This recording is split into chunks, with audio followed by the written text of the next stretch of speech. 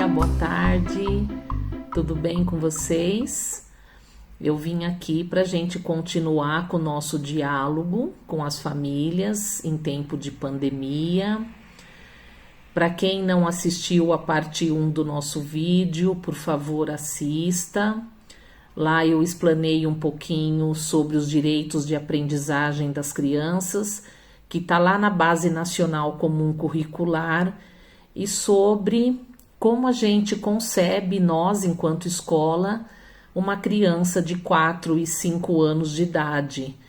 Então, vocês sabem que as crianças são potentes, são criativas, são indagadoras, né? São cheias dos porquês, e a gente considera isso, são conhecedoras de coisas, porque elas estão dentro deste mundo, e a partir desses conhecimentos, dessas indagações, dessas falas, desses porquês das crianças, é que a gente vai constituindo o nosso currículo na educação infantil.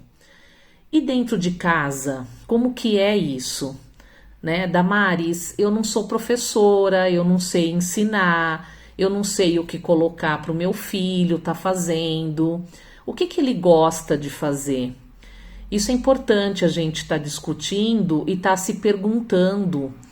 Vocês, enquanto pais, vocês não têm mesmo essa obrigatoriedade de fazer essa educação formal com a criança. A gente também já falou um pouquinho sobre isso. Mas e aí, então? E aí nós pensamos, neste momento, à distância, né, nesse isolamento social, em propostas que viabilizem e possibilitem que vocês interajam em casa com os seus filhos. Então, primeiro que a gente tem que pensar nessa criança como um ser inteiro. A gente não compartimenta a criança. Ora ele faz isso com a mão, ora ele faz isso com a cabeça. A criança, ela é corpo. Eu já disse isso para vocês. Então, corporalmente, dentro da sua inteireza, ela vai se expressando, né, através de linguagens. Eu citei para vocês o Loris Malaguzzi na parte 1 do vídeo, que ele fala das 100 linguagens das crianças. E aí tem um jargão que diz o seguinte: a criança, ela tem 100 linguagens. A linguagem da música, do corpo, da dança, da arte, da fala, do choro, do sorriso, das expressões de uma maneira geral.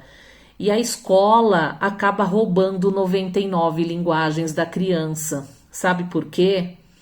Porque a linguagem que a escola preza e prioriza é a linguagem da escrita.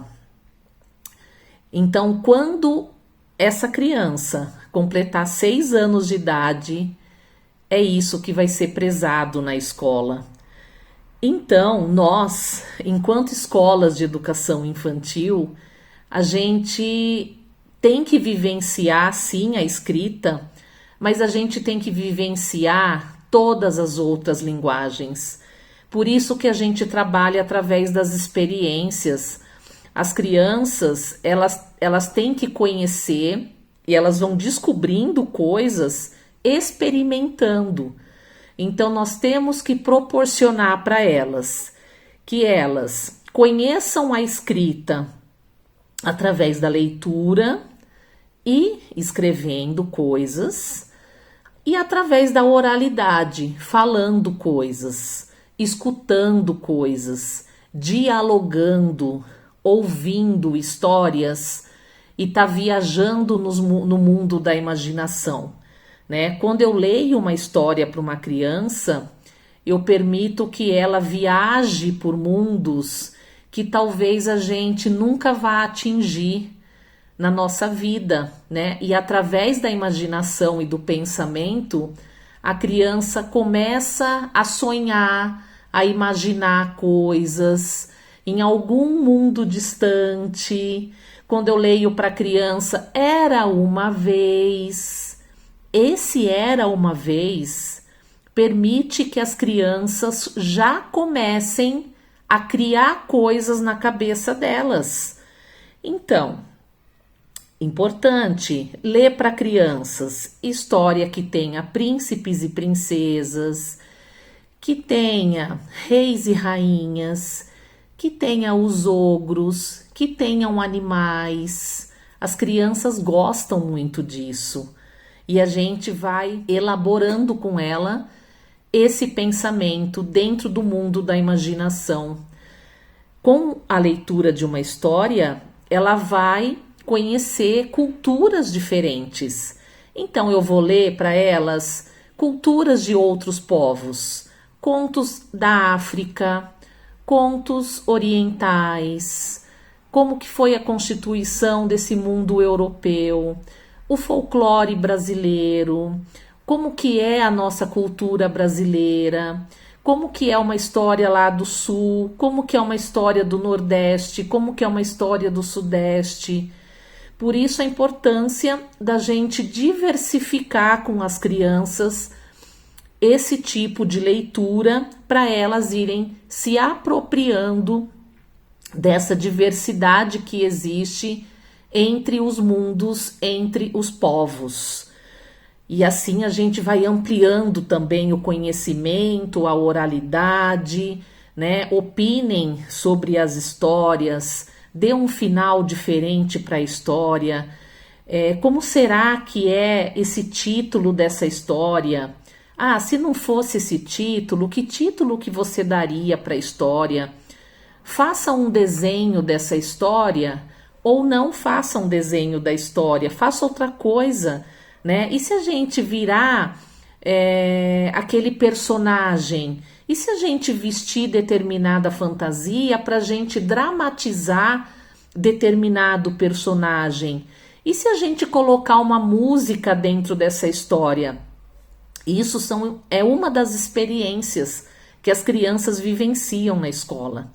As crianças têm o direito de desenhar, ela tem o direito de brincar, ela tem o direito de correr, ela tem o direito de opinar, ela tem o direito de se expressar, né? Então, através da arte, a gente mostra um pouquinho da nossa individualidade, a gente vai mostrando as nossas marcas, a gente vai aperfeiçoando os nossos traços, que não necessariamente precisam ser traços fáceis de ser vistos, né? Traços que eu consiga saber o que é, mas eu posso de repente fazer algo que ultrapassa esse olhar e me mostra esse lado mais contemporâneo da arte, e as crianças elas são capazes disso.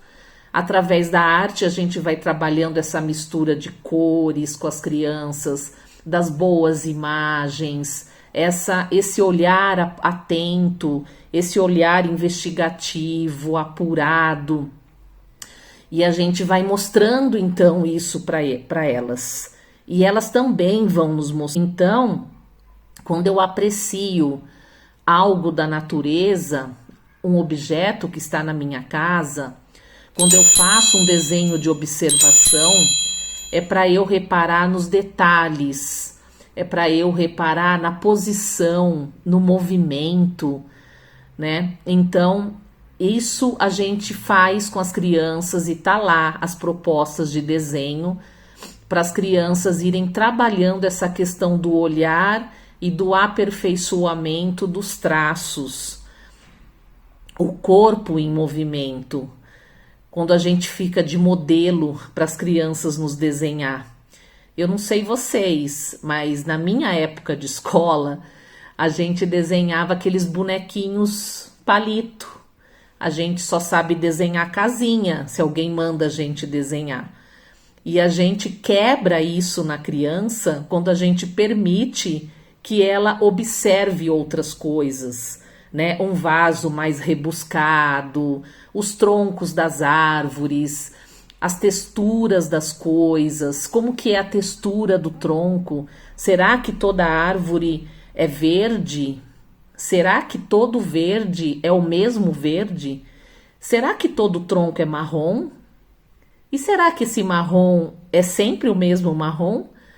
Né? Então a gente vai mostrando isso para as crianças, essa variedade, né, dispondo para elas essa paleta de cores que existe na natureza, as tonalidades do céu. Será que todo céu é azul? Todo azul é o mesmo azul? Tem azul mais claro, mais escuro, tem azul puxado para o lilás, né? Enfim, e assim a gente vai trabalhando isso com as crianças. Então, família, olhem as propostas no site. São propostas que valem a pena estar colocando para as crianças. Claro que vocês podem estar transformando isso, já falei, dentro das possibilidades de vocês. Não fiquem passando para as crianças atividades exaustivas de escrita. Eu quero que o meu filho aprenda a escrever letrinha, eu quero que o meu filho aprenda a fazer determinado número, né? As crianças, elas vão estar vendo isso. Quando elas forem para o ensino fundamental, isso vai ser mostrado tudo de novo. Então, não precisa ficar fazendo com as crianças essas cópias exageradas de coisa, sabe? Na parte de linguagem escrita, por exemplo, é importante elas conhecerem o nome delas. Vocês já perguntaram para os filhos de vocês se eles sabem fazer o nome deles? Então, isso é legal. O nome é uma palavra que me representa. Então, é uma palavra que tem significado para a criança. O meu nome, o nome da minha mãe, do meu pai, dos meus irmãos, o nome da minha professora, são pessoas que convivem comigo, da vovó, do vovô, da minha madrinha. Então peguem a escrita do nome, mostrem o nome, peçam para fazer o nome uma única vez, não aquele monte de vezes. Não precisa ficar copiando letrinha, porque as crianças vão aprender a fazer isso, se já não sabem fazer isso. Não precisem ficar pintando desenhos estereotipados, sabe? Eu vou dar a turma da Mônica para eles pintarem, eu vou dar desenhos que eu imprimo aí da internet para eles pintarem. Deixem as crianças desenharem.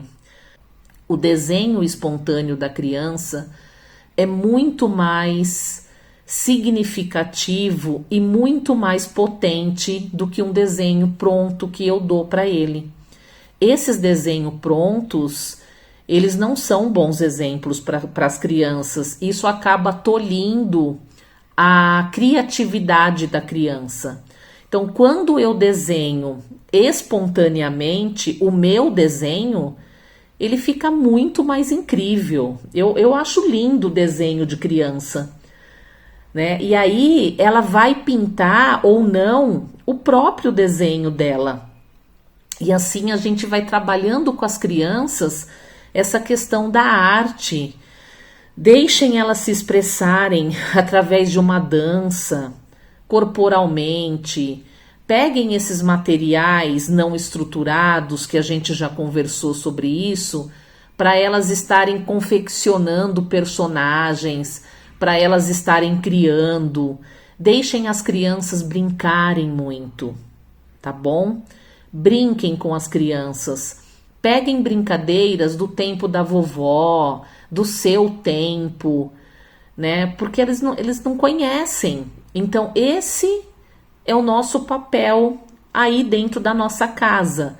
Vamos brincar, vamos criar cenários para as crianças brincarem com o imaginário. Quem nunca gostou de dormir dentro de uma cabana? Estica lá um lençol, um cobertor, para a gente brincar lá dentro. Isso era muito legal quando eu era criança. Então deixem os filhos de vocês fazerem isso. Façam cabanas com as crianças para elas brincarem.